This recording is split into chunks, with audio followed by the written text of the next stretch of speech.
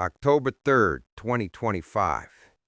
The journal feels ostentatious, a leather-bound affectation in an age of tablets and touchscreens. Sarah gave it to me last Christmas. "For your important thoughts, Doctor," she'd said, a playful glint in her eye. I think I've written in it twice. It seems I only have time for prescription notes and patient charts, not important thoughts. But today feels different. Today, I feel a deep, clinical unease, the kind that settles in your gut when the symptoms don't match the diagnosis. And so I write, perhaps just to arrange the pieces in a way that makes sense. It began, as most strange days in Havenport do, with the fog. It rolled in off the Penobscot before dawn, a thick, smothering blanket that reduces the world to shades of gray. The fog here has a weight to it. It muffles sound, swallows light, and clings to you with a damp chill that seeps right through your coat. By the time Sheriff Brody's SUV crawled up to the clinic, its headlights were just two hazy, jaundiced eyes in the gloom. Brody is a man carved from Maine granite, steady and unexcitable, but he looked rattled today. "Got a weird one for you, Aris," he said, skipping the usual pleasantries. "Jeb Hemlock." The name alone is a diagnosis. Jeb is one of the last of the old trappers who live in shacks deep in the woods, emerging only a few times a year to sell pelts and buy coffee and shells. He's eccentric, sure, but he's always been harmless, wiry, tough, and more comfortable with animals than people. He wasn't harmless today. It took both Brody and me to get him from the vehicle into the examination room. Jeb, who can't weigh more than 140 pounds soaking wet, fought with the frantic, wiry strength of a cornered bobcat.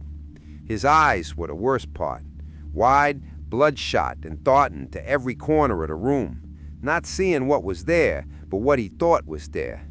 Paranoia dripped from him like sweat. "They're watching," he rasped, his voice a dry crackle. "In the trees, in the water, watching." I started to work up. His pulse was a frantic drum against my fingers, his skin hot and dry. Dehydration, clearly. Malnutrition, probably. But this was more than that. This was terror. While checking his vitals, I noticed the wound on his forearm. It wasn't a clean cut or a puncture. It looked like a bite, angry and inflamed, swollen around the edges and weeping a thin yellowish fluid. "What happened here, Jeb?" I asked, keeping my voice calm. He flinched, pulling his arm back. "Nothing. A coon. Just a scratch." It was no scratch, and as I cleaned it, he stared at the running water from the faucet with an intensity that made the hairs on my arm stand up. His breathing grew shallow, hitching in his chest. This is the part that I can't reconcile, the part that doesn't fit. After I'd bandaged the wound and Brody had settled him onto the examination table, I did what I've done 1,000 times. I poured a cup of water from the cooler and offered it to him. "You're dehydrated, Jeb. Drink this. You'll feel better." The reaction was not human. He didn't just refuse it. He recoiled as if I'd offered him a hot coal. A guttural hiss escaped his lips. His body went rigid, his back arching. He flung himself away from the plastic cup with such force he nearly threw himself off the table. The cup flew from my hand, splashing water across the floor in his boots. The instant the droplets touched his leather boots, he screamed. It was a raw, horrifying sound of pure agony and rage.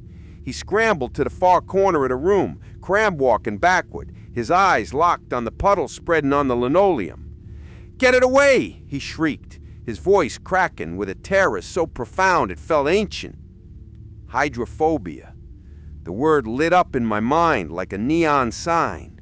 Fear of water is a classic textbook symptom of rabies. But it can't be. The mortality rate is nearly 100% once symptoms appear, but the progression is all wrong. His lucidity, his ability to speak in coherent sentences, it doesn't track. Rabies leads to delirium, paralysis, a coma. Not this articulate terror. We managed to sedate him with 10 milligrams of diazepam. As the sedative took hold, the frantic energy leaving his limbs, his eyes found mine. For a single horrifying second, the madness cleared, and I saw Jeb Hemlock again, the man. And he looked at me with an expression of such profound, hopeless pleading, it will haunt my sleep for weeks. "It ain't me," he whispered, a tear tracking a clean path through the grime on his cheek. "Doc, it ain't me."